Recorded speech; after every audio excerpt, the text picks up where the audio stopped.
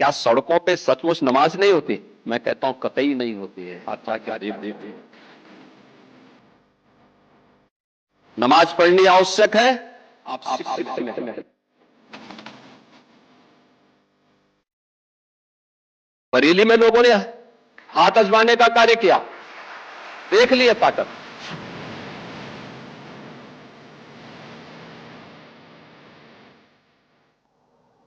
नमस्कार, आप देख रहे हैं बात इंडिया की। मैं हूं प्रवीण तिवारी।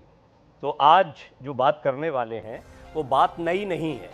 ये विवाद बहुत पुराना है, चलता रहा है, समय समय पर ये मामला आता रहा है। लेकिन आज उत्तर प्रदेश के मुख्यमंत्री योगी आदित्यनाथ ने जिस सख्त लहजे में सड़क पर नमाज पढ़ने वालों को हिदायत दी है, उससे ये मुद्दा गर्मा गया है। इस पर काफ़ी बहस भी चल रही है। इसको समझने का प्रयास करेंगे, साथ ही साथ ये जानने की कोशिश करेंगे कि ऐसी क्या मजबूरी है। ये पहला मौका नहीं है। इससे पहले भी आपने देखा है कि कई बार जब भीड़ इकट्ठा होती है और ख़ास तौर पर वहाँ जहाँ यातायात बाधित हो रहा हो, वहाँ जहाँ लोगों को परेशानियाँ हो रही हो, वहाँ पर नमाज को इस तरह सार्वजनिक तरीके से क्यों पढ़ा जाए। तो फिर दूसरी तरफ से पहलू आता है कि धर्म के अनुपालन की हमें स्वतंत्रता है। ये कई बार तर्क आया है। इस तर्क से एक बात तो बहुत स्पष्ट होती है कि अभी जो उत्तर प्रदेश के मुख्यमंत्री योगी आदित्यनाथ ने बयान दिया है, उस पर भी यही सारे तर्क आपको सुनने को मिलेंगे। फिर भी इसको समझने की कोशिश करेंगे। क्या ये चुनावी बिसात है? ये भी कहा जाएगा कि ये राजनीति से प्रेरित हो सकता है। बड़ी तल्खी के साथ ये बयान दिया गया है, तो इसके पीछे की वजह जो है वो सिर्फ नमाज सार्वजनिक रूप से पढ़ने वालों को या सड़क पर पढ़ने वालों को हिदायत देना भर नहीं है, एक मैसेजिंग भी है। क्या इससे कोई चुनावी मैसेजिंग की जा रही है? खासतौर पर तब जब बंगाल में हिंदुत्व के नारे के साथ में हिंदुत्व की सवारी करते हुए एक बड़ी जीत भारतीय जनता पार्टी को मिली है। और अब तो इंतज़ार हो रहा उत्तर प्रदेश चुनाव का, और उसकी तैयारियां शुरू हो गई हैं, बयानों में भी देखने को मिल रही हैं। मामला क्या है, इसको समझने का प्रयास करेंगे। कई मेहमान मेरे साथ जुड़ेंगे, लेकिन आज योगी आदित्यनाथ ने क्या कुछ कहा है, उस पर किस तरह की प्रतिक्रियाएं आई हैं, उस पर यह छोटी सी रिपोर्ट दी।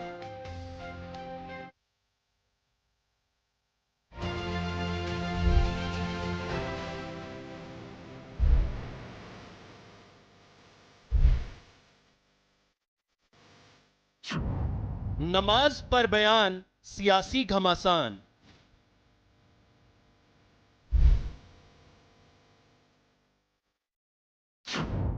सत्ताईस की बिसात, नमाज पर विवाद।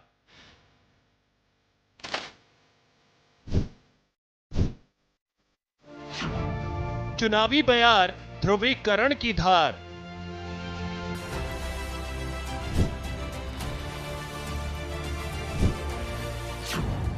योगी का सख्त फरमान, गुस्से में भाईजान। सड़कों पर नमाज को लेकर मुख्यमंत्री योगी आदित्यनाथ के तेवर एक बार फिर से सख्त हैं। लखनऊ में सीएम योगी ने कड़े लहजे में कहा कि यूपी में सड़कों पर नमाज कतई नहीं होने दी जाएगी, क्योंकि सड़कें आम नागरिकों, बीमारों और व्यापारियों के आवागमन के लिए हैं। कानून का राज सबके लिए समान है, इसलिए अगर संख्या अधिक है तो लोग शिफ्ट में आए और अपने तय धार्मिक स्थलों पर नमाज पढ़ें। लोग मुझसे पूछते हैं, साहब आपके यहाँ यूपी में क्या सड़कों पे सचमुच नमाज नहीं होती? मैं कहता हूं कतई नहीं होती है। आप जाके देख लो, नहीं होती है। अरे सड़कें चलने के लिए है, या कोई भी व्यक्ति आकर के चौराहे पे आके तमाशा बना देगा? क्या अधिकार है उसको सड़क रोकने का? आवागमन बाधित करने का कौन सा अधिकार है? जहां उसका स्थल होगा वहां जाके करें। सीएम योगी ने साफ साफ चेतावनी दी कि सरकार सड़कों पर अराजकता नहीं फैलने देगी। अगर लोग प्यार से नहीं मानेंगे तो उनके खिलाफ कानूनन दूसरा कड़ा तरीका अपनाया जाएगा। तो सिस्टम के साथ रहना है तो याद करना, हम उन नियम और कानून को मानना शुरू करें। कानून का राज होगा, कानून के राज को सबको समान रूप से लागू करेंगे। नमाज पढ़नी आवश्यक है, आप शिफ्ट में पढ़िए, हम उसको रोकेंगे नहीं, लेकिन सड़क पर नहीं। सरकार का नियम सार्वभौम है, सबके लिए समान रूप से लागू होता है। हमने सबको कहा, हमने कभी नहीं चलने देंगे, अराजकता नहीं सड़कों पे फैलने देंगे। इसके साथ ही मुख्यमंत्री योगी आदित्यनाथ ने कहा कि बरेली का जिक्र करते हुए कहा, लोगों ने हाथ आजमाने की कोशिश की थी, नतीजा क्या हुआ सबने देखा। प्यार से मानेंगे ठीक बात है, नहीं मानेंगे तो दूसरा तरीका अपनाएंगे। हमारा काम है संवाद बनाना। आप संवाद से मानेंगे, संवाद से, नहीं तो संघर्ष से भी देख लो। बरेली में लोगों ने हाथ आजमाने का कार्य किया, देख लिया ताकत। इसलिए सरकार उन सिस्टम के साथ पूरी व्यवस्था को जोड़ना चाहती है। वहीं नमाज पर सीएम योगी की सख्ती से भाईजान तमतमाए हुए हैं। यूपी से लेकर बंगाल तक नमाज पर बवाल मचा हुआ है। मंत्री ये कह रहे हैं कि हमारे उत्तर प्रदेश में सड़कों पे नमाज नहीं हो सकती, नमाज पढ़ना है तो 2 शिफ्टों में पढ़ो। उन्हीं मुख्यमंत्री के उत्तर प्रदेश में मैं राजधानी लखनऊ की बात कर रहा हूं कि बड़े हनुमान जी का मंदिर लखनऊ यूनिवर्सिटी के सामने पूरी की पूरी एक सड़क परमानेंटली बंद करके मंदिर को दे दी गई। ये कानून का राज है कि मुसलमान तो नमाज नहीं पढ़ सकता सड़क पर, लेकिन पूरी सड़क बंद करके मंदिर के हवाले कर दी गई। जायगा का कमती है, कोई संकट है तो दूसरा बार पढ़ने का तो वो कुरान में है, वो इस्लामिक जो कुरान हदीस है वो एक साथ में कोई ज़्यादा से ज़्यादा लोग इकट्ठा हो जाएगी तो दूसरा बार नमाज पढ़ने का सिस्टम है, पढ़ना चाहिए। उत्तर प्रदेश में 2027 का घमासान दूर नहीं है। ऐसे में नमाज पर सीएम योगी के बयान से सियासी घमासान मचा हुआ है। भाईजान नाराज दिख रहे हैं, लेकिन सीएम योगी ने साफ कर दिया है कि अगर सड़क पर नमाज हुई तो इलाज भी पक्का है। Bureau report, news India.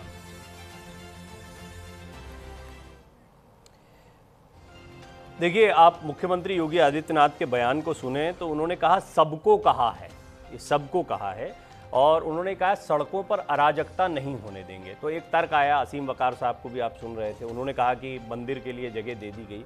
अब सबको कहा गया है तो उसका अनुपालन उसी तरीके से होना चाहिए। तो ये मसला यहाँ पर जाएगा। देखिए, अभी जो मैं आगे चर्चा करने वाला हूँ उसमें भी ये मसला इस जगह पर आएगा। कुछ एक फिक्स पॉइंट है, मैंने शुरुआत में कहा ये कोई नई बात नहीं है, लेकिन बयान नया है तो इस पर एक नए सिरे से बहस छिड़ी है।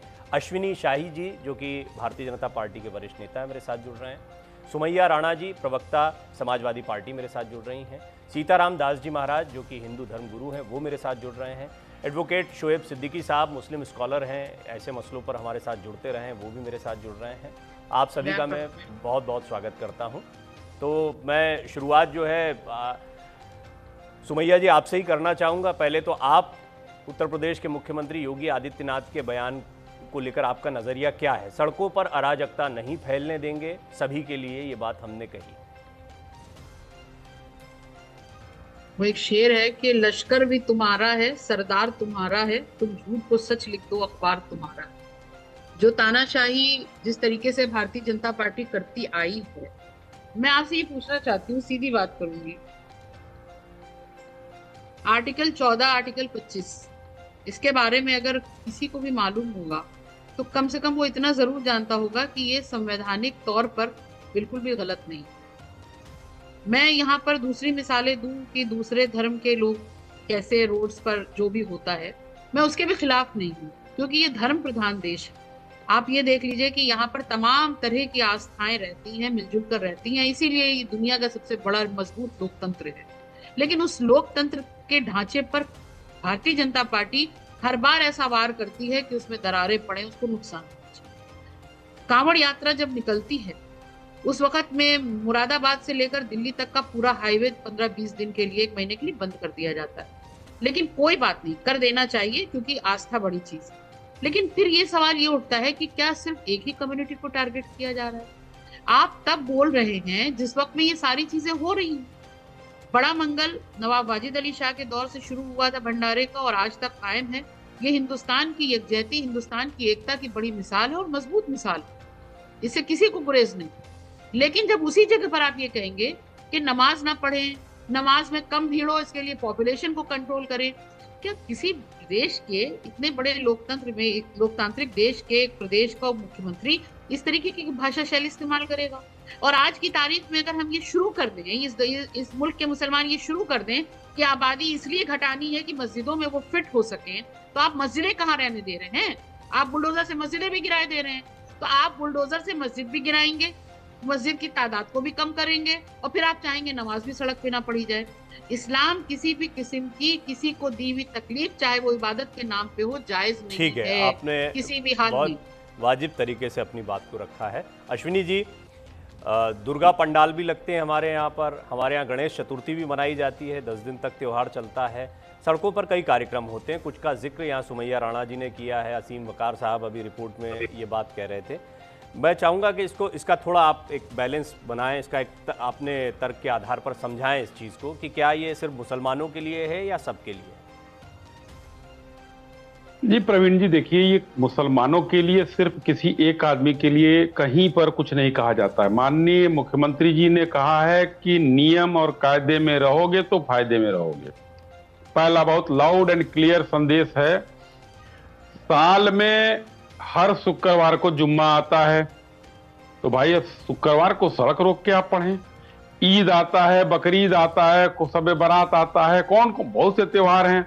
तो सड़क जो है चलने के लिए है, और जिस पर लोगों को चलना है। हम लोगों ने देखा है कि सड़क पर कई बार, रुक जाइए, आपके बीच में नहीं बोला मैंने, आपके बीच में नहीं बोला। सुमैया जी, ऐसे चर्चा नहीं बढ़ती। एक मिनट रुकिएगा सुमैया जी, आप जब बोल रही थी कई चीजों पर आपत्ति हुई होगी, लेकिन अश्विनी जी ने एक भी बार बीच में नहीं बोला। आपको सुनना चाहिए धैर्य पूर्वक, आपका समय आएगा फिर बात करेंगे।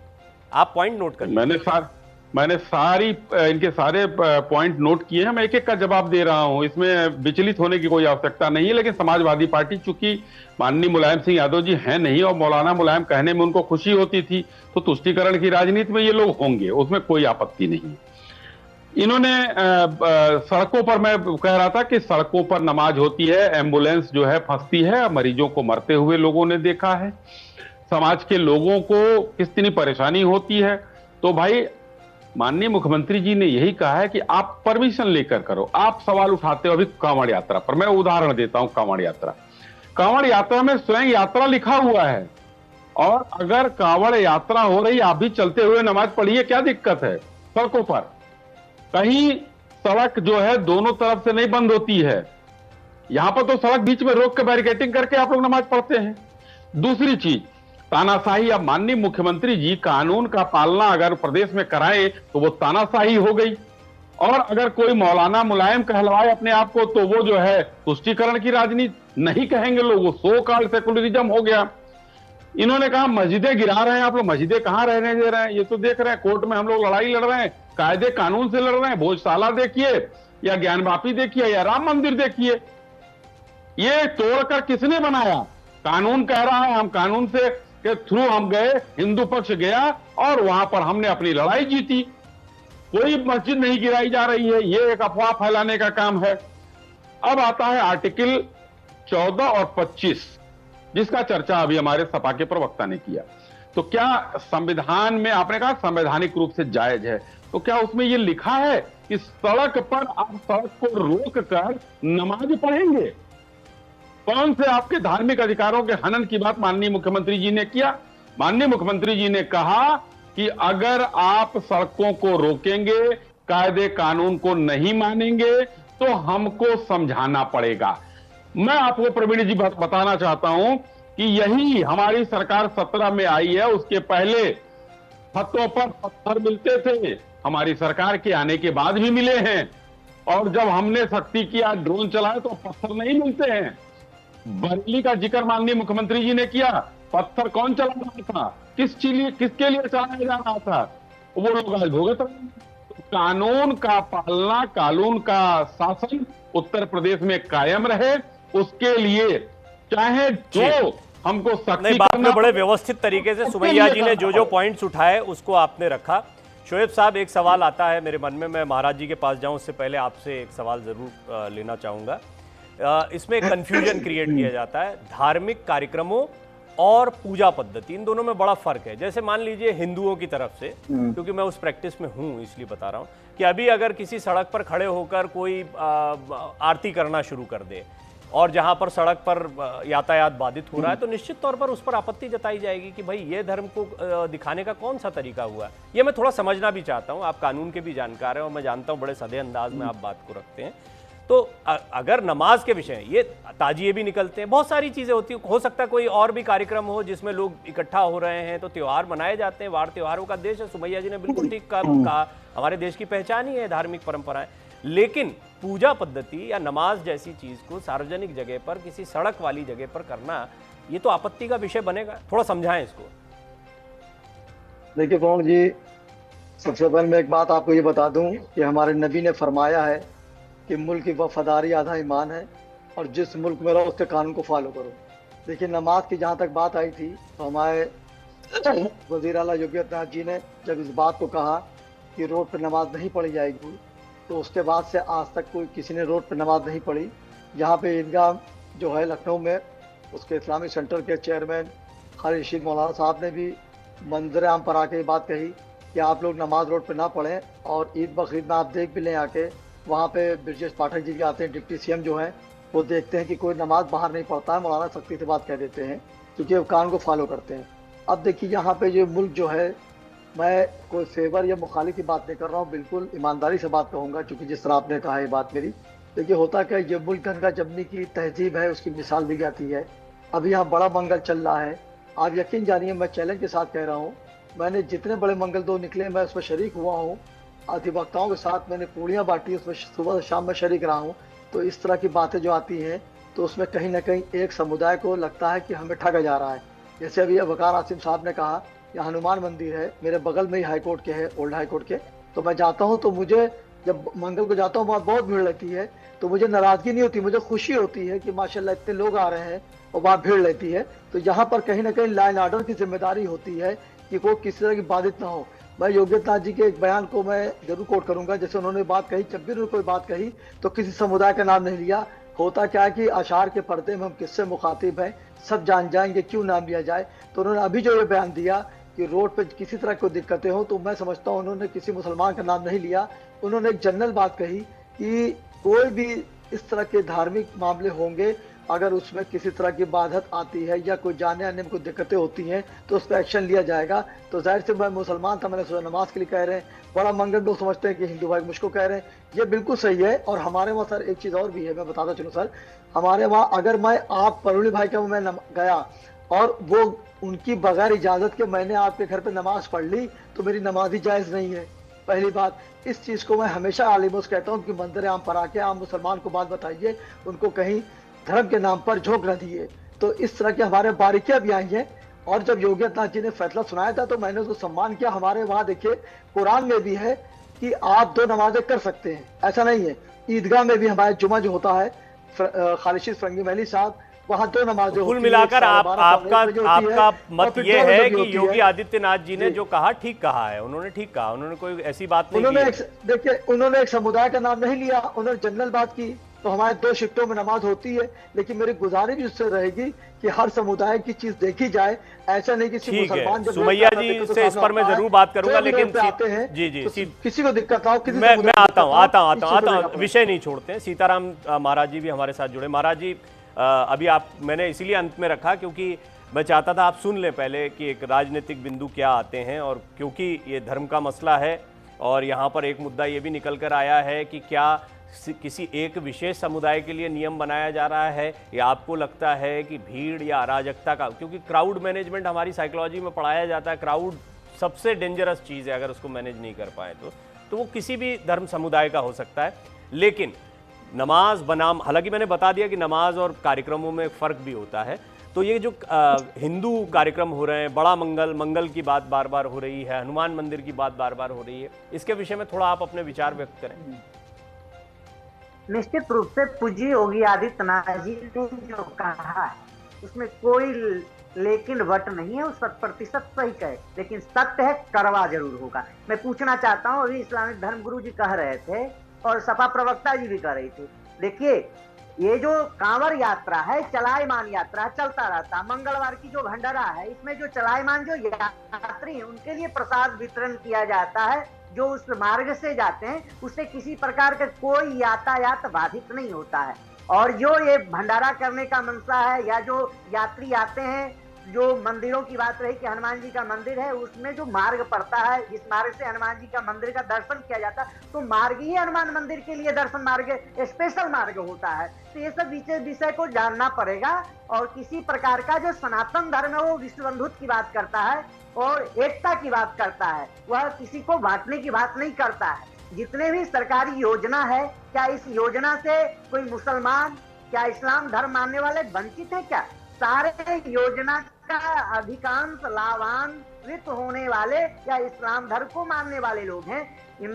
पूज्य योगी आदित्यनाथ जी कहना है कि तुष्टीकरण की राजनीति नहीं चलेगी, सबका साथ है, सबका विकास है, सबका विश्वास है, सबके प्रयास का जो मूल मंत्र का जो धारणा है वो एक जन जन तक पहुंचने की बात है। लेकिन जो चाहेंगे जनसंख्या के तहत अपना शक्ति प्रदर्शन करना, जनसंख्या के तहत जो है रोड जिहाद करना चाहेंगे तो ये संभव नहीं है। इन लोगों की एक ही मंशा होता है, अराजकता फैलाना, किसी प्रकार के जो है जन भावनाओं के जो है उसके विपरीत काम करना, तो ये कतई बर्दाश्त नहीं किया जाएगा। आपको अपने अल्लाह ताला को इबादत करना है, आप अल्लाह ताला को इबादत करिए, अपने तय सीमा में ही आपको इबादत करना है। एक चीज जरूर मैं मुस्लिम धर्मगुरु से आह्वान करूंगा कि जिस तरह से जनसंख्या विस्फोट हो रहा है, जनसंख्या का जो है पैमाना इतना अत्यधिक हो गया है कि आज हम चीन के जो है समक्ष जो है जनसंख्या में हम खड़े हैं।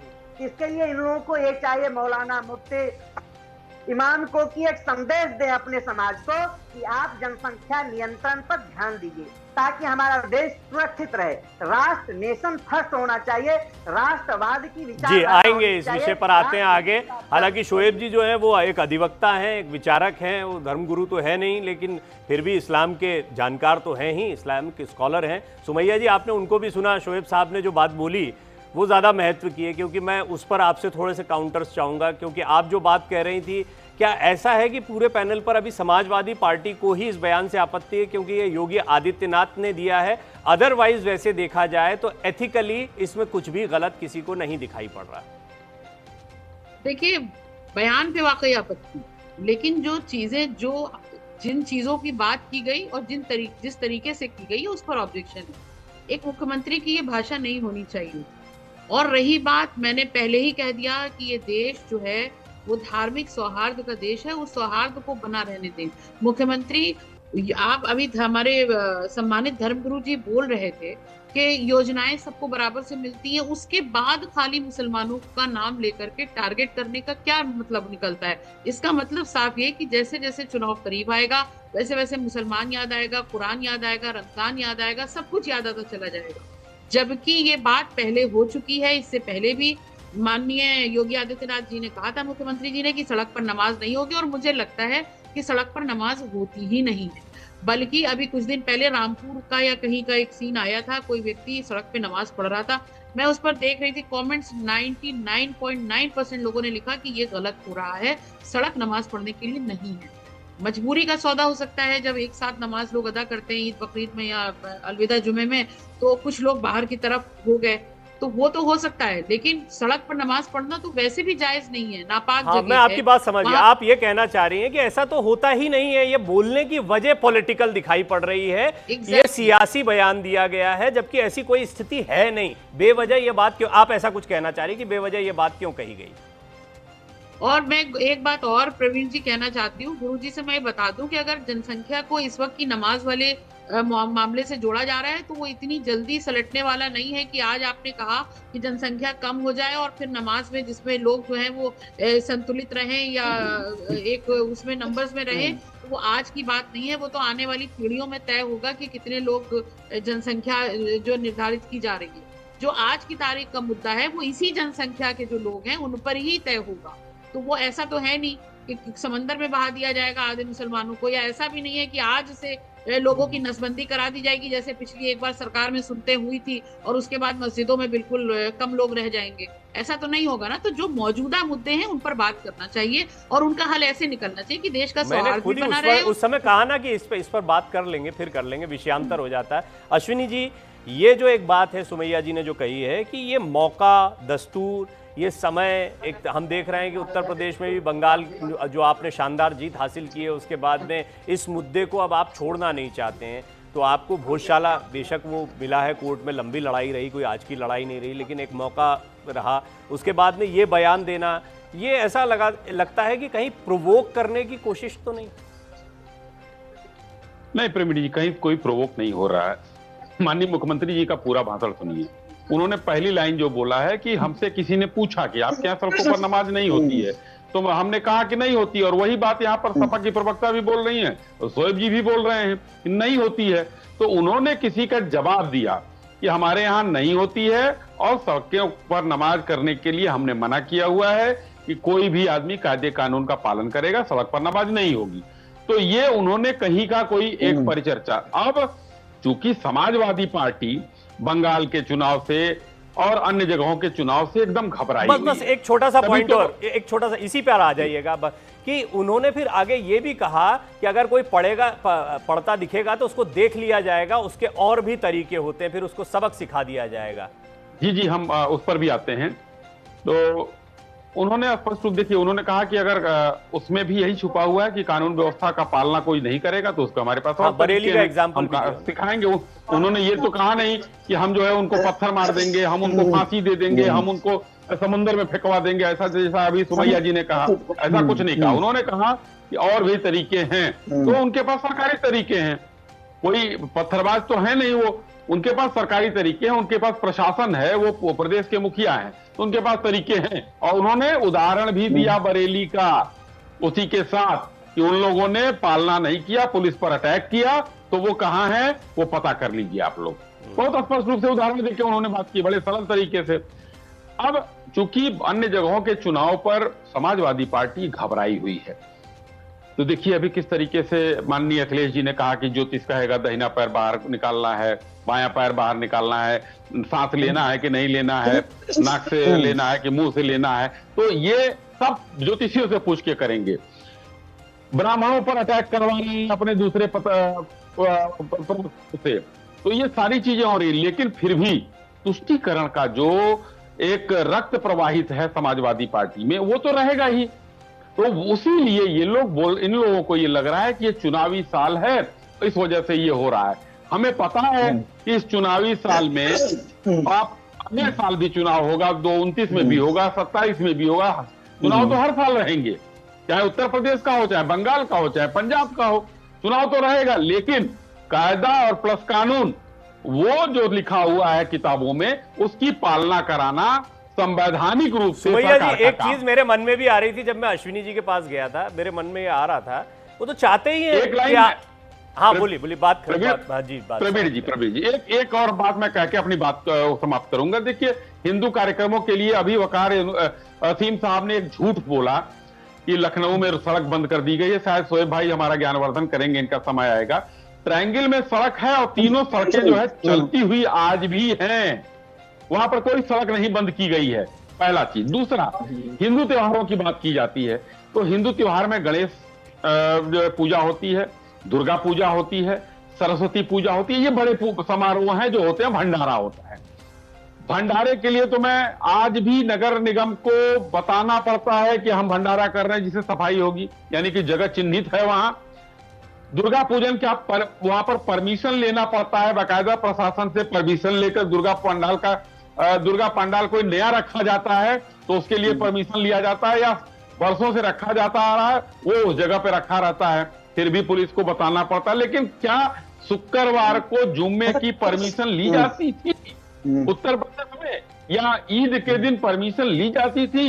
ये बहुत बड़ा सवाल है। ठीक है, मैं आऊंगा इस पर आऊंगा, ये है मेरे मन में। लेकिन अभी पहले जिस विषय पर चल रहे हैं उसको एक पकड़ के, सुमैया जी तो चाहते ही हैं कि आप लोग इन चीजों का विरोध करें, क्योंकि इससे एलिवेट होंगी ना, जो मकसद है वो तो पूरा होगा। तो समाजवादी पार्टी हमेशा उस ट्रैप में आती है, जब भी बात की जाती है तो तुरंत आप लोग सामने आ जाते हैं और आप जो बोल रहे हैं वो तो बुलवाना चाहते ही हैं आपसे, मतलब आप तो उनके हिसाब से चल रहे हैं एक तरीके से देखा जाए। प्रवीण जी, बिल्कुल भी हम लोग उस पर ना तो रिएक्शन कर रहे हैं, वो तो जो बात मुख्यमंत्री जी ने कही उतनी कही जा रही है। जो मुख्यमंत्री जी ने जो लाइन और लेंथ तय की उस पर इस देश और प्रदेश के मुसलमान, ये आपने कहा कि हम लोग इस पे बिल्कुल रिएक्ट, मतलब आप लोग सतर्क हो गए। ये जो मैं बात कह रहा हूँ सही कह रहा हूँ? आप प्रवीण जी मेरी पूरी बात तो सुनिए। अच्छा, बात तो यहाँ ये है कि जो चीज ऑलरेडी लागू है उसको बार बार कह के मुख्यमंत्री जी क्या साबित करना चाह रहे हैं, बात यहाँ पर इस पर हो रही है। ऐसा तो नहीं है कि आज पहली बार उनकी जुबान से ये निकला हो, ये तो वो लागू कर चुके हैं ऑलरेडी। लेकिन अब क्योंकि जैसे जैसे इलेक्शन करीब आएगा, रिन्यूअल करना है, इस नफरत का रिन्यूअल करने के लिए इन सारी तरीके की भाषा का इस्तेमाल हो रहा है, जबकि इसकी जरूरत नहीं है। जब जरूरत हो, कहीं पर आपको दिखता है नमाज पढ़ते हुए, तो आप एक्शन करिए या जो भी करिए। लेकिन इस वक्त में इस तरीके की बेतुकी बातें करना, मुझे लगता है कि ये आपने इसको बेतुकी बात कहा, लेकिन मैं चलिए देखिए, मैं धर्म का उतना अच्छा जानकार नहीं होऊंगा शायद, लेकिन पत्रकारिता करते करते राजनीति समझने लगा।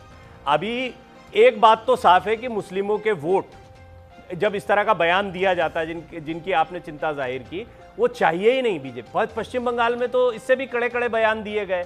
अब जैसे ही आप सिंपैथाइजर बनते हैं, वो तो चाहते ही हैं कि आप जो है वो मुस्लिम वोटों का ध्रुवीकरण आपकी तरफ होगा, तो इधर हिंदू वोटों का ध्रुवीकरण हो जाएगा, नुकसान होना है विपक्षी पार्टी का। आपके पास कोई तरीका है निकलने का? नहीं, बिल्कुल। जी शोएब साहब, आप म्यूट कर लीजिएगा, शायद आपके पास से आवाज आ रही है। नहीं, मुझसे कह रहे हैं आप? नहीं, ये मैंने सुमैया जी से प्रश्न पूछा, एक प्रति प्रश्न किया। बिल्कुल, इससे निकलने का साफ तौर पर रास्ता है पीडीए की समस्याओं पर बात करना, जो मूल मुद्दे हैं उन पर बात करना, जिसको मुस्तकिल भटकाने की कोशिश भारतीय जनता पार्टी कर रही है। देश में महंगाई की मार आप देख सकते हैं, गैस कहाँ चली गई है, पेट्रोल डीजल के क्या हाल हो रहे हैं, खाद्य सामग्री किस तरीके से महंगी हो रही, दूध का पैकेट महंगा हो चुका है। उसके अलावा स्वास्थ्य सेवाओं का हाल बद से बदतर हो रहा है। अति पिछड़े इलाकों में न बिजली है न स्वास्थ्य सेवाएं हैं, ये सड़कों का हाल ये हो गया है। मैं मान गया आपकी बात, लेकिन बात तो वो ले आए ना अपने बयान से। शोएब साहब के पास से आवाजें बहुत आ रही है, उनसे भी थोड़ा सा सवाल ले लेते हैं ताकि वो आवाजें सार्थक रूप से हम तक पहुंचे।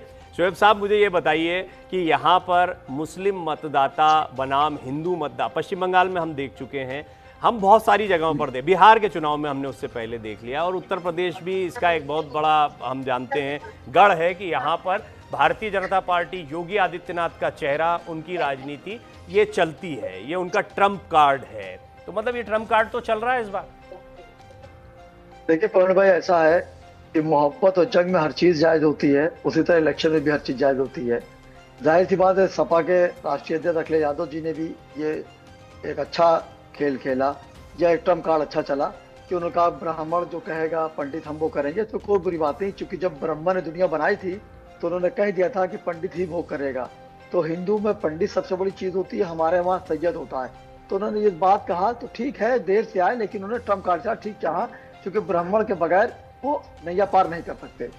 योगी जी आदित्यनाथ जी का मैं सख्त फैसले से हमेशा सम्मान इसलिए करता हूँ कि आज बड़े बड़े बदमाश लखनऊ के चबहार के गोशानशी हो गए हैं, और उसमें कहीं ना कहीं 80% मुसलमान बहुत सुकून से जी रहा है। उन्होंने जब वो 2017 में जब आए तो उन्होंने एक सख्ती से बात कही कि मैं जो हूँ हिंदू हूँ, मैं मंदिर जाता हूँ, मैं मस्जिद नहीं आता हूँ। मुझे बहुत अच्छा लगा, क्योंकि जाहिर सी बात हिंदू है तो मंदिर ही जाएंगे, तो मैं इसकी मुखालफत नहीं करता हूँ। लेकिन यहाँ पर ये जो बात आती है, अभी पौनी भाई ने एक बात कही, वो भी मैं दोहरा दूँ, बहुत अच्छी बात उन्होंने कही, क्योंकि मैं जब हाईकोर्ट जाता हूँ तो जो हनुमान मंदिर है, पहले बहुत छोटा था, आज माशाल्लाह वहाँ लाखों लोग आते हैं मंगल को, लेकिन वहाँ तीनों रोड जो है वो खुली रहती है। ये इसमें मैं ईमानदारी से कहूँगा, क्योंकि मैं जाता हूँ उधर से अक्सर, तो भीड़ रहती है, जाहिर सी बात है चाहने वाले लोग हैं, लेकिन तीनों रास्ते खुले रहते हैं, थोड़ा देर सवेर होती है, लेकिन कोई मुसलमान भी नाराज नहीं होता, खुश होकर जाता है, बल्कि कभी कभी हम लोग को मौका मिलता है तो मैं भी प्रसाद ले लेता हूँ। देखिए यहाँ पर यह मामला है, चूंकि इलेक्शन देखिए अनकरीब है, मैंने हमेशा एक बात कही, 2 सेकंड आप कर लूंगा, एक बारीकी बात बता दूं कि बीजेपी उस पर काम कैसे करती जो हम लोग नहीं कर पाते हैं। 2017 में मैं एक डिबेट दे रहा था, तो जब बीजेपी की सीटें रात में पड़ रही थी 200 के ऊपर, तो एक एंकर ने भाजपा के मेहमान से पूछा कि ये बताइए, आप तो परसों के बाद यूपी में आ रहे हैं, अब आप ईद दिवाली बना रहे होंगे। तो उसने मेहमान ने कितनी अच्छी बात कही जो सीख लेनी चाहिए हर पार्टी वालों को। उन्होंने कहा कि मैं कोई दिवाली नहीं मनाऊंगा। मेरा मकसद पूरा हो गया, जिसलिए मुझे लगाया गया था, मैंने अपना काम कर दिया। अब मैं अगले इलेक्शन की तैयारी कर रहा हूँ। तो बीजेपी जमीनी काम करती है। तो आप देखिए 27 का जो इलेक्शन है उस पर योगी जी ने, जाहिर सी बात है, उनको तीसरी बार वजीर आला बनना है उत्तर प्रदेश का, तो उन्होंने ट्रम्प कार्ड खेला। लेकिन होता क्या है यहाँ पर, जब आप इस तरह की बात चाहे मैं करूं चाहे आप करें, तो उसमें दो समुदाय फाड़ में बन जाते हैं। तो जाहिर सी बात है, इलेक्शन करीब है, तो कहीं ना कहीं जो भी समुदाय है उसको इकट्ठा करने की कोशिश करी जाएगी। तो अगर मुसलमान एक तरफ आएगा तो दूसरे हिंदू एक होगा। ये पॉलिटिक्स का होता, उसमें कोई बुरी बात नहीं है। लेकिन मैंने हमेशा कहा कि मुसलमान को एक होना चाहिए। मुसलमान भी आप देखिए हर पार्टी में है प्रवीण जी, सपा में भी है, बसपा में भी है, कांग्रेस में भी है, आरजेडी में भी है, सब में है। यहाँ तक बीजेपी में भी रहा हमेशा। आज बड़े बड़े नेता बीजेपी में है। तो मैं चीज को बुरा नहीं मानता हूँ। सिर्फ मेरी गुजारिश ये रहती है कि इस मुल्क की जो गंगा जमनी की तहजीब है उसको कहीं कोई नजर न लग जाए। क्योंकि मैंने हमेशा कहा कि हिंदू दिखाई दे। आपने एक बात कही अभी, मुसलमानों को भी, दिखाई दे। आपने एक बात कही, मुसलमानों को भी एक होना चाहिए। इसका क्या मतलब? देखिए एक होने मतलब मैंने बात सफाई से कही। जैसे कि मुसलमान सपा में, यूपी में बदनाम है कि सपा के साथ रहता है, बिहार में लालू के लिए बदनाम है, नहीं रहता क्या? नहीं रहता क्या? बताइए ना आप तो लखनऊ क्या यूपी की पॉलिटिक्स को भी जानते, नहीं रहता क्या वो? जी नहीं रहता है, मैक्सिमम रहता है। लेकिन होता क्या है, वो कांग्रेस में भी है, बसपा में भी, आरजेडी में भी है। तो हमारे बिखर जाते हैं। अगर हमारे 10 वोट हैं, 5 जगह चले गए तो 2 हो गए। अगली पार्टी ने 3 वोट पा लिए। कुल मिलाकर आपकी बात को ऐसे समझू ना कि मुसलमान बीजेपी के खिलाफ वाली राजनीति में बिलीव करता है?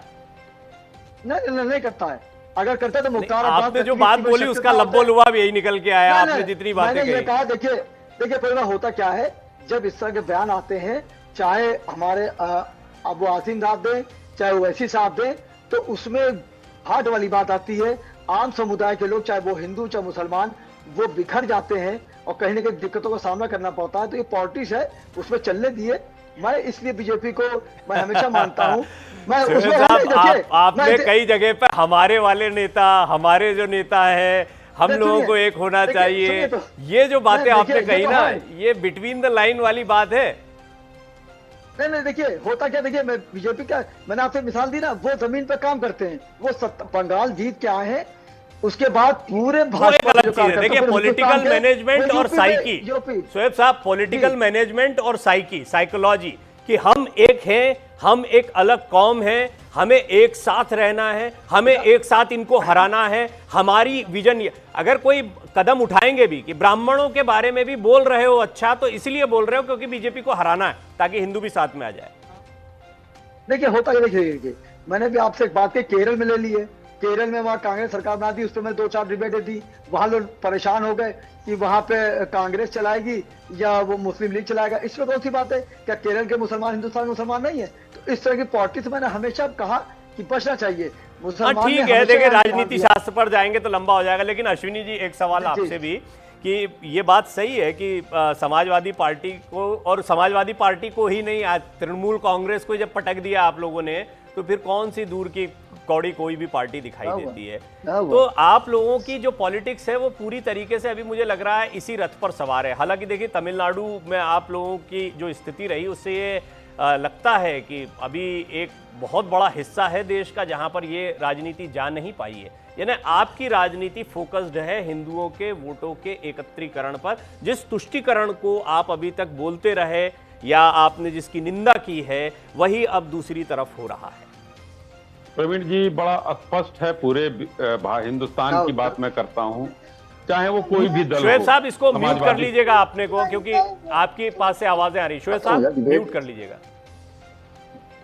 जी बोलिए, शाही साहब बोलिए। जी प्रवीण जी, अभी तक पूरे हिंदुस्तान में एक नैरेटिव ये फैलाया जा रहा था कि भाजपा आ जाएगी। जब तक 14 हम लोग आए, सरकार नहीं बनी थी, भाजपा आ जाएगी तो मुसलमानों को मार डालेगी, काट डालेगी, ये कर देगी। और देश के प्रधानमंत्री से यहां तक कहलवाया गया लाल किले की प्राचीर से कि अल्पसंख्यकों का पहला हक है। तो ये वो करते रहे मुस्लिम, चाहे समाजवादी पार्टी चाहे अन्य पार्टियां, वो मुस्लिम करते रहे। और हाँ, हम वो उस समय वो सेकुलरिज्म के पुरोधा थे, और अगर हम हिंदुओं की बात कर देते थे तो हम कम्युनल हो जाते थे। लेकिन हमें गर्व है कि हम हिंदू मुस्लिम दोनों की बात करते हैं। ये लोग मुस्लिम मुस्लिम करते हैं, हम हिंदू मुस्लिम दोनों की बात करते हैं। अगर सड़कें बनी हैं तो मुसलमान भी चलते हैं, उज्ज्वला योजना में मुसलमान भी लाभान्वित होता है, प्रधानमंत्री आवास से, शौचालय से, आयुष्मान कार्ड से, राशन से सभी लोग आच्छादित हैं इस समय। लेकिन यहां पर नैरेटिव गढ़ा जा रहा है। और एक बात जो आपने कहा कि आप लोग इसको बढ़ा रहे हैं, हम लोग नहीं बढ़ा रहे हैं, हम तो सबका साथ सबका विकास का नारा दे रहे हैं। ये लोग, अभी आपने जो सुमैया जी से पूछा कि आप लोग व्यथित हो जाते हैं, तो ये लोग व्यथित होकर ये काम करते हैं। अभी देखा इन्होंने बंगाल में तुष्टीकरण की हार हुई है, जनता की जीत हुई है, तो यहां आने के बाद ज्योतिषी और पंडित याद आने लगे, लेकिन अपने प्रवक्ता से पंडितों को वैश्या कहलवाने लगे। ये भी है उनके अंदर। अभी यहां पर शोएब जी ने बोला और मैंने भी बोला, मेरी बात को डिटो किया इन्होंने कि तीनों रोड खुले रहते हैं। लेकिन अब बताइए, वसीम वकार को झूठ बोला उन्होंने राष्ट्रीय चैनल पर आकर कि रोड बंद कर दिया, उनके नाम कर दी गई है, उनके नाम कर दी गई है। मतलब ये क्या है? ऐसे ही लोग हैं इस चीजों को करने के लिए। सरकार नहीं कर रही है। अभी ये सुमैया जी थी, उन्होंने मुख्यमंत्री जी के भाषा शैली पर सवाल उठाया। भाई भाषा शैली तो एक बार देखा था अखिलेश जी माननीय डिप्टी सीएम साहब को क्या कह रहे थे सदन में, भाषा शैली होनी चाहिए इस तरीके की। तो अपने लोग करें तो लीला, हम करें तो रासलीला, तो ये चीजें नहीं होनी चाहिए। आज हिंदुस्तान में रहने वाले, देखिए सोहेब भाई आपने अभी बताया जो मुसलमानों के बारे में, कहीं बाहर से नहीं है, सभी यहाँ के हैं, लेकिन सम्मान किसका है? अशफाक उल्लाह खान साहब के औलादों का सम्मान है, बीर अब्दुल हमीद की औलादों का सम्मान है। हिंदुस्तान में रहकर जो बंदे मातरम का उद्घोष कर मुसलमान भाई आजादी के बाद यहां रह गए, उनका सम्मान है। लेकिन जो अपने सर पे औरंगजेब को लादे घूमते हैं, उनका सम्मान नहीं है। वही बंटवारे की राजनीति करते हैं और बदनाम करते हैं कि Bharatiya Janata party communal party है, हम सबका साथ सबका विश्वास में हम यकीन करते हैं। हमारा नारा ही है सबको साथ लेकर चलना। हमें पता है कि मुसलमानों के हमें 7 से 8% वोट मिलते हैं, तो क्या मतलब हमारे मुसलमान दुश्मन है? वो हमारे उत्तर प्रदेश में रहने वाले 25 करोड़ हमारे भाई हैं और हिंदुस्तान के 140 करोड़ के लोग में जितने भी मुसलमान हैं सभी भाई हैं। लेकिन जी प्रवीण जी, एक लाइन और मैं बोल के अपनी बात को समाप्त करूंगा। ये जो ताकतें हैं ना, जो विरोधी दल के लोग, इस समय देश में माननीय मोदी जी से और उत्तर प्रदेश में योगी जी की बढ़ती हुई लोकप्रियता जनता में, ये इनके माथे पर पसीना आ गया है। और अगर कभी भाषा शैली पर सवाल, कभी काउंटर पर, कानून व्यवस्था पर सवाल, सब पर यही ये कर रहे हैं। कोई मुद्दा इनको मैं आऊंगा इस पर, मेरे है। मन में कई सवाल आ रहे हैं। लेकिन देखिए, अभी आपने देखा डिबेट में सुमैया जी अचानक से बीच में निकल गई। ऐसा होता नहीं आमतौर पर। उनको लग रहा था कि इस डिबेट में अभी बहसबाजी होगी, आप कुछ बोलेंगे, वो बीच में बोलती रहेंगी और इसमें आधा घंटा निकल जाएगा। लेकिन ऐसा हुआ नहीं, तार्किक रूप से बात रखनी थी। शोएब साहब ने रही सही कसर पूरी कर दी। शोएब साहब ने बोल दिया कि भैया देखो ये तो सब ठीक हो रहा है, इसमें कोई गड़बड़ी नहीं है। अब देखता हूँ मैं सुमैया जी कितनी देर में जुड़ती है मेरे साथ। लेकिन सीताराम महाराज जी, मैं चाहूँगा कि आप थोड़ा सा इस पर प्रकाश डालें कि क्या हिंदू मजबूत हो रहा है और मुसलमान कमजोर हो रहा है? ये जो एक नैरेटिव पे, ये मैं नहीं कह रहा हूं, ये नैरेटिव पेश किया जाता है, ऐसा कुछ हो रहा है? हेलो, देखिए, सनातन संस्कृति की पुनरुत्थान हो रहा है। मजबूत नहीं, सनातन संस्कृति, सनातन धर्म शाश्वत था, उसका पुनरुत्थान हो रहा है, पुनर्जन जागृति हो रहा है। तो निश्चित रूप से 7-8 बजे से तैयार हो जाते हैं। म्यूट कर लीजिएगा सुमैया जी, आपकी आवाज आ रही है जो फोन पे बातचीत कर रही हैं आप। जी बोलिए बोलिए। तो धूमिल किया गया था। वर्तमान सरकार ने उस सनातन धर्म की पुनरुत्थान किया है, पुनर्जन जागृति की है और वह सनातन धर्म विश्व के मानचित्र पे लहरा रहा है। पूरा विश्व इस तरह जो है आग में झुलस रहा है। वहीं भारत में रहने वाले, चाहे वह मुसलमान हो चाहे हिंदू हो, वह बिल्कुल आनंद पूर्वक आनंद ले रहा है। वह भारत है। निश्चित रूप से यह सनातन संस्कृति की ही एक पुनरुत्थान की जो है जन जागृति का एक अलौकिक आभा है। क्या मुसलमानों को अपने कुछ तौर तरीके बदलने पड़ेंगे? मतलब कैसे? फिर दिक्कत किस चीज़ की है? अगर ये सब ठीक चल रहा है, सब सानंद रह रहे हैं, तो सुमैया जी या कोई और अन्य, असीम वकार जी, ये सब लोग जो विरोध करते हैं, या तमिलनाडु के जो नए मुख्यमंत्री बने विजय, वो कहते हैं कि मैं सांप्रदायिक सियासत नहीं होने दूंगा, ये सब बयान भी तो आते हैं इसी देश में।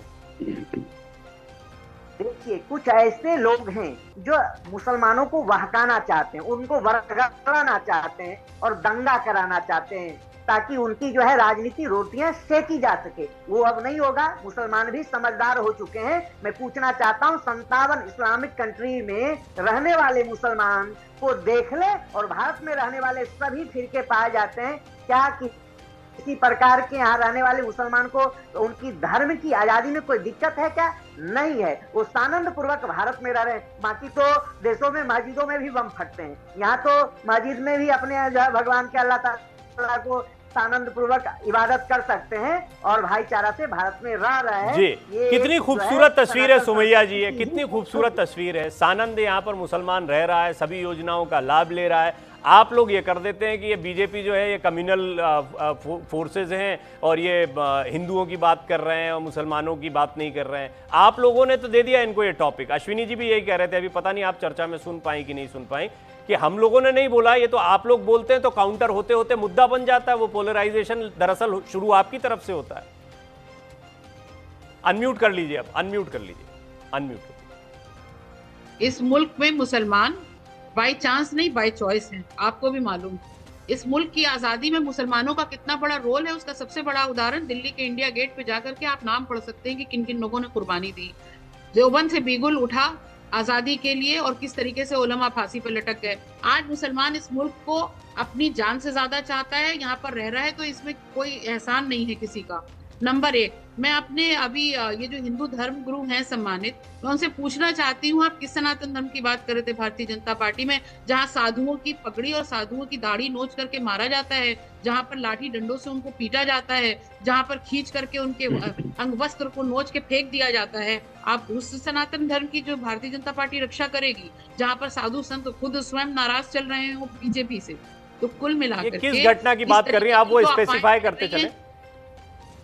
अभी पिछले दिनों पहली चीज तो जो कुछ कुंभ में हुआ वो देखने वाला था, अर्ध कुंभ में हुआ वो देखने वाला था। इससे पिछली बार जो एक साधु जो है उनके लिए अपशब्द के इस्तेमाल किया गया, कितनी नाराजगी। तो सभी निंदा करेंगे, इसका समर्थन तो कोई नहीं कर रहा है। वो तो किसी के साथ हो, चाहे हिंदू के साथ हो। मैं भी तो यही उदाहरण दे रही हूँ कि जिस सनातन के रक्षक बताया जा रहा है बीजेपी को, उसी के शासनकाल में ये कृत्य हो रहे हैं। तो ऐसा नहीं है। मेरे मन में तो बहुत कुछ आ रहा है, लेकिन अभी अश्विनी जी कुछ कहना चाह रहे हैं, उनको बोलने का मौका देते हैं इस पॉइंट पे। देखिए, एक सुमैया जी के पास लगता है कि कोई बहुत ज्यादा जो है इस पर तर्क नहीं है, तो ये कुंभ से लेकर अर्ध कुंभ तक जाएगा, उसका भी जवाब मैं देता हूँ।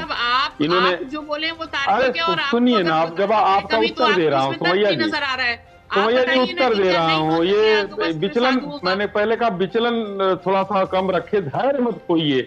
हम लोग यहाँ पर एक अच्छी चर्चा कर रहे हैं प्रवीण जी के नेतृत्व में। तो वहां पर जो अर्धकुंभ में हुआ था, कानून व्यवस्था का पालन करने के लिए उत्तर प्रदेश में चाहे जो भी हो, सनातन के हम रक्षक हों या सनातन, आप लोग सनातन के भक्षक हों। 2013 में क्या किया था आप लोगों ने?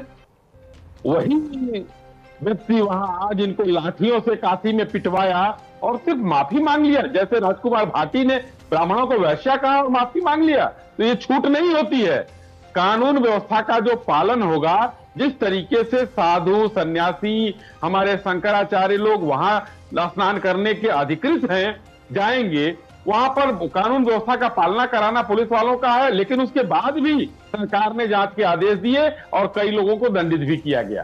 तो उसमें ऐसा नहीं है कि हम ये कर रहे हैं कि हम किसी के खिलाफ हैं। मेरे पास तो अश्विनी जी एक काउंटर ये है सुमैया जी, मैं जानना चाहता हूं दिल से, मतलब मेरे मन में सवाल आता है। आप अभी जैसे नमाज का मुद्दा आया, आप लोग बोल देंगे इस पर, अभी और कोई मुस्लिमों का मुद्दा आ जाए आप बोल देंगे। आप लोगों ने भी इन मुद्दों को कभी इस पुरजोर तरीके से नहीं उठाया। आप लोगों को उठाना चाहिए एक पॉलिटिकल पार्टी होने के नाते। मैं नहीं कहता कि चलो आप इस्लामिक जानकार हैं, इस्लाम की मानने वाली हैं, ठीक है, आपकी निजी राय हो सकती है, लेकिन एज पार्टी, आप पार्टी की सीनियर प्रवक्ता भी हैं, कभी पार्टी ने इन मुद्दों को नहीं उठाया कि हिंदुत्व का कोई मुद्दा आप उठा लें? किसने मना किया है? सबके लिए क्यों नहीं उठाया? क्यों नहीं उठाया? शंकराचार्य जी के वाले मामले पर राष्ट्रीय अध्यक्ष जी ने बाकायदा प्रेस कॉन्फ्रेंस की, उनसे मिलने गए, उनका हाल जाना, और उसके बाद जिनके अंग वस्त्र फाड़े गए थे वो उनको बुलाया, उनको बुलाने के बाद सम्मानित किया, उनकी बात सुनी। और विपक्ष में रहते हुए इससे ज्यादा कर भी क्या सकती है? बात यहाँ पर नहीं है। समाजवादी पार्टी पीडीए की बात करती है, यहाँ पर पिछड़े, दलित, अल्पसंख्यक आदि आबादी की बात करती है। लेकिन जो लोग सनातन का झंडा उठा रहे हैं, जो लोग सनातन की रक्षा की बात कर रहे हैं, अगर उनकी तरफ से ये कुछ किया जा रहा है तो सवाल तो बनता है ना। पिछड़ा और दलित तो पूरा इनके साथ चला जा रहा है, अल्पसंख्यक आपके पास ए ही तो रह जा रहा है पीडीए में, यही तो खेल है। देखिए, अकेले चल के और आगे कारवा बनाना ये इतिहास रहा है, और ऐसा बिल्कुल भी नहीं है कि 100% उनके साथ हो। हम इस वक्त पूरी तरीके से जो भी पिछड़े लोग हैं, दलित हैं, महिलाएं हैं, उन पर काम कर रहे हैं, और 2024 में हमें उसका एक अच्छा रिजल्ट देखने को मिला। चलिए शोएब साहब, मुझे बताइए, समाजवादी पार्टी अभी, जैसे आपने कहा ना कि चुनावी तैयारी में बीजेपी हमेशा रहती, समाजवादी पार्टी कहां पर अभी मिस कर रही है, क्या पॉइंट मिस कर रही है, आप बताइए एक विचारक के नाते। बड़वा, देखिए, मैंने हमेशा एक बात कही, योगी आदित्यनाथ जी का फिर जिक्र मैं कर दूंगा। उन्होंने चंद साल पहले जो है विधानसभा में एक बात कही थी कि आजम खान इसलिए जेल में है कि अखिलेश यादव नहीं चाहते वो बाहर आए। इसको तो दोहराया नहीं। के प्रवक्ता लग रहे हैं हमको विश्लेषण। नहीं तो इससे परेशान मत होइए, हो सकता है मुसलमान भी बीजेपी की बात करे, क्या दिक्कत है? मुझे तो आश्चर्य नहीं होता, मुझे कई मुस्लिम पैनलिस्ट मिलते हैं। देखिए, आपके खिलाफ बात करी तो आपको लगा बीजेपी के प्रवक्ता, आप मुझ पे भी आरोप लगा सकती है। 4 सवाल मैंने आपसे पूछे। नहीं, आपका तो काम है सवाल करना, लेकिन बात दोनों तरफ, विश्लेषण का मतलब ये होता है कि दोनों तरफ। सुनिए तो सही, देखिए वहां के रहने वाले हैं, एक बड़े वकील हैं, जाने माने वकील। सुनिए परवीन साहब, मैं किसी बात पे बोलता नहीं हूँ, हमेशा ये होता है, अकलमंद वही है जो सुनने के बाद बोले। सुमैया राणा के वालिद साहब मुनव्वर राणा के मैं बहुत करीब रहा, उनके उस्ताद वाली आसी के मैं बहुत करीब रहा, शायद वो मैं जानती, मैं अमीनाबाद में रहा। वो माशाल्लाह तो उनका एक शेर भी था कि अब तक जो हुआ उससे भुला देना है, आज से तय है कि दुश्मन को दुआ देना है। मैं उनके वालिद का फैन भी रहा, वो मेरे बहुत करीब रहे, वो जानती है। देखिए, मैं सच्चाई की बात कर रहा हूँ, अदालत है जंग का मैदान। तो आजम खान जब जेल गए, वो बात निकल आए, तो आम मुसलमानों में धारणा रही कि समाजवादी पार्टी का लीडर अखिलेश यादव या और बड़े लीडर क्यों नहीं उनके लिए सड़क पे आए। जब वो यहाँ से उनकी रिहाई हुई सीतापुर से, तो छोटे छोटे नेता तक नहीं जा पाए। बाद में पता ही चला कि ऊपर से ऑर्डर उनको कोई लेना ना जाए, तो कहीं ना कहीं आजम खान, उनकी अहलिया, उनके बच्चों का कसक रही होगी, तो वो योगी जी को मौका मिल गया। तो सियासत इसी कहते ही है कि सियासत इसी कहते हैं, आप मौका देंगे। तो उसमें यह होता है कि कभी कभी मंजरेआम पर इस तरह के मामले आते हैं, जिस तरह भी आप देख लिए, हमारे जो बसपा के लीडर है वो सपा में आ गए, उन्होंने कहा कि मैं आ गया यहाँ पर, मैं अब उनको बनने दूंगा। तो ये सियासी पहलू होते हैं, जिसे अवसरवादी कहते हैं कि अवसरवाद जब मौका मिलता है तो चले जाते हैं। मेरा ये कहना है कि अखिलेश यादव जी, मैं उनको मानता हूँ, मैं अक्सर ईदगाह में उनसे मिलता हूँ, सलाम दो होती है, ऐसा नहीं है। ब्रिजेश पाठक जी से मिलता हूँ, बकरीद में मिलूंगा, लेकिन होता क्या है, शादियों में जाना, रिबन काट देना, इससे आप इक़्तिदार में नहीं आ पाएंगे। बीजेपी इस पे काम करती है, मैं बीजेपी का ना लीडर हूँ ना मुझे एमएलसी बनना है, मैं सच्ची बात बता रहा हूँ। तो मैंने जो कहा पीडीए में सिर्फ ए रह गया इनके पास, क्या ये गलत कह रहा हूँ? ऐसा जो मेरी समझ है, ये गलत है या सही है? देखिए, कहीं ना कहीं आप 50% सही हैं, क्योंकि आम मुसलमान क्या होता है, जब सरकार आती है, अभी आप अखिलेश यादव जी को देख लिए, मेरे बड़े भाई है, मैं उनका सम्मान करता हूँ, तब ये कह रहा हूँ, सुमैया जी आप बुरा ना मानिएगा, आप मेरी बहन है छोटी, मैं आपका एहतराम करता हूँ, क्योंकि आपके वालिद हमारे चाहने वालों में थे। बहरहाल, देखिए होता क्या है कि बुलंदी पे पहुंचना कोई कमाल नहीं, बुलंदी पे ठहरना कमाल है। जब 13 में आपकी हुकूमत आ गई, 17 में चली कैसे गई, इसके कहीं ना कहीं विश्लेषण करने की जरूरत है। आज देखिए, आम मुसलमान वो इक़्तिदार नहीं पा पाता है, जब सरकार, अभी मुसलमान रात दिन अखिलेश यादव जी के साथ लगा हुआ है, मेरी पूरी टीम लगी है, लेकिन जब वो इक़्तिदार में अगर 27 में आ गए, तो एक पार्टी जो है, जो एक समुदाय है, वो मलाई खाएगा, चौकी इंचार्ज से लेकर कमिश्नर तक उन्हीं का अधिक बनेगा। तो मुसलमान क्या सिद्धरी बिछाएगा, या एक आजम खान अगर करोड़पति हो जाएंगे तो आम मुसलमान का क्या होगा, या दूसरी पार्टी में एक मुसलमान लीडर बन जाएगा। तो मैं शिकायत नहीं कर रहा हूँ, देखिए होता क्या है, आपको किसी को रोके रखना बड़ी बात होती है, जो मैं समझ रहा हूँ धीरे धीरे फिसला जा रहा है ना। मेरा जो सवाल था उसका जवाब मुझे ये समझ में आया कि सुमैया जी, आपके लिए इस बार भी राह बहुत कठिन है। कठिन क्या, बिल्कुल मतलब मिशन इम्पॉसिबल टाइप का लग रहा है। नहीं, कोई बात नहीं, राहें कठिन होती हैं, और जितनी कठिन राहों से चल करके जब जीत हासिल होती है तो उसका मजा ही कुछ और। तो कठिन राहों से समाजवादी पार्टी नहीं डरती है। मुद्दा यहाँ पर यह है कि जिस तरीके से लोकतांत्रिक तरीके से होना चाहिए सब कुछ, अगर सब कुछ वैसे ही होता है तो इस बार भारतीय जनता पार्टी के लिए मुश्किल होने वाली है राहें, ये तय। अभी ये बताइए, आप लोगों को जैसे आपकी पार्टी मीटिंग्स होती होंगी, आपको ब्रीफ भी किया जाता होगा, तो आप लोगों का स्टैंड अब ये है कि बहुत ज़्यादा मुस्लिम नहीं करना है, हिंदुओं के पक्ष में भी बोलना है? आप सवाल दोहरा दीजिए प्लीज। आप लोगों की जो ब्रीफिंग्स होती हैं या पार्टी में जो आपको जानकारियां दी जाती होंगी या एक पार्टी लाइन बनाई जाती होगी, जैसे हम लोगों की भी गाइडलाइंस होती हैं कई, तो उसमें क्या ये बताया जा रहा है कि बहुत ज़्यादा मुस्लिम नहीं करना, नहीं तो ऐसा होगा कि लगेगा हम मुसलमानों की पार्टी हो गए जो बीजेपी करना चाहती रही है और फिर हमसे ये जो पीडीए वाले पी और डी हैं ये दूर चले जाएंगे? देखिए प्रवीण जी, आप वो सवाल पूछ रहे हैं जो माननीय राष्ट्रीय अध्यक्ष जी और हम जैसे समाजवादी के कार्यकर्ताओं के बीच होती है, वो मैं आपके सामने आपके चैनल पे क्यों बोलूं कि हमें क्या बताया जाता है क्या नहीं। जिज्ञासा, आप जैसा प्रवक्ता बैठा है तो मैंने अपनी जिज्ञासा रख दी, देना नहीं देना आपके हाथ में। मैं बता रही हूँ प्रवीण जी, हमें ये बताया जाता है कि घर घर जाकर के लोगों के से बात करनी है, वहां पर जितने पिछड़े दलित अल्पसंख्यक आदि आबादी या जो भी पीड़ित लोग हैं उनसे मिलकर के उनके मुद्दों को जानना और उनको ये आश्वस्त करना कि जिस भी तरीके से वो 27 में सरकार बनेगी और उनकी जो भी परेशानियां हैं उनको दूर करने की पूरी तरीके से समाजवादी पार्टी काम करेगी, जैसा 2012 में किया जी। बाकी रही बात ए की और पी की और डी की, देखिए बहुत दूर नहीं है अब दिल्ली, अब जो है कुछ ही दिन बचे हुए हैं चुनाव में और उम्मीद करते हैं कि जो कुछ भी मेहनत है वो रंग लाएगी और पूरा विश्वास है इस बात पर कि माननीय राष्ट्रीय अध्यक्ष जी पर एक बार फिर से उत्तर प्रदेश की जनता भरोसा करे। अश्विनी जी, एक बात तो है, देखिए आप लोगों का बहुत एक एग्रेसिव अंदाज रहा चुनाव लड़ने का। भारतीय जनता पार्टी 12 महीने चुनावी मूड में रहती है, चुनाव खत्म होने के बाद अगले चुनाव की तैयारी में रहती है, सब कहते हैं, मानते भी हैं, आपके नेता भी मानते हैं। पश्चिम बंगाल में जिस अंदाज में आपने चुनाव लड़ा है वो तो रणभूमि तो असली उत्तर प्रदेश ही है, वहां से तो शुरू ही हुआ था, यानी कुल मिला के ये हिंदू मुस्लिम वाला आपका मुद्दा बना रहेगा। देखिए, मैंने पहले भी कहा कि हम हिंदू मुस्लिम कर रहे हैं भाई, हम करेंगे, हमारे प्रदेश के निवासी हैं, 25 करोड़ के लिए हम काम करते हैं, उसमें हिंदू भी हैं, मुस्लिम भी हैं, सिख भी हैं, ईसाई भी हैं, तो हिंदू मुस्लिम हम करेंगे। ये लोग मुस्लिम करते हैं, मैंने पहले भी कहा, सुमैया जी नहीं थी, दोबारा मुस्कुरा रही हैं, ये लोग यही आरोप लगाते हैं हिंदू मुस्लिम करते हैं। मुझे आपकी बात अच्छी लगी, अच्छा पकड़ा नहीं, और ये जो है मुस्लिम करते हैं, कभी शमशान की बाउंड्री बनवाएंगे, कभी कुछ करेंगे, हम तो कम से कम सबको सारी सुविधाओं का लाभ दे रहे हैं, तो हम हिंदू मुस्लिम कर रहे हैं, हमें गर्व है कि हमारे साथ कुछ है।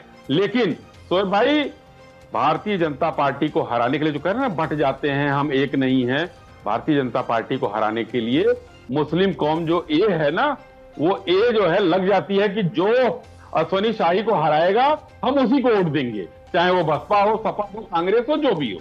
तो ये बहुतायत है, लेकिन हम लोग उसके लिए भी उनका कोई एक बयान किसी नेता का आया हो कि हम इनको इस बड़े राज की बात को बड़ी सरलता से आप बता रहे हैं। ये चर्चा बड़ी अच्छी रही, स्वस्थ चर्चा रही और इसमें सभी ने अपने विचार बहुत ही ठीक बैलेंस तरीके से रखे हैं, तो मुझे लगता है सार्थक चर्चा रही है। फिर चर्चा करेंगे, मुद्दे आते रहेंगे, लेकिन आज समय इतना ही था। अश्विनी जी आपका धन्यवाद, सुमैया जी आपका धन्यवाद, शोएब साहब आपका धन्यवाद, सीताराम महाराज जी आपका बहुत बहुत धन्यवाद, आप चर्चा में जुड़े, गरिमामयी पैनल बनाया आपने, बहुत बहुत धन्यवाद आप सभी का।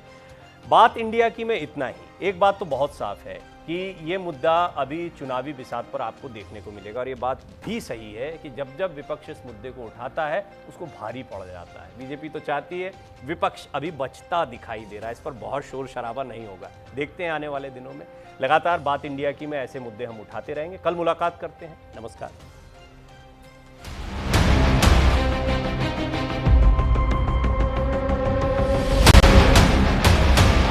क्या सड़कों पे सचमुच नमाज नहीं होती? मैं कहता हूं कतई नहीं होती है, आप जाके देख। नमाज पढ़नी आवश्यक है, आप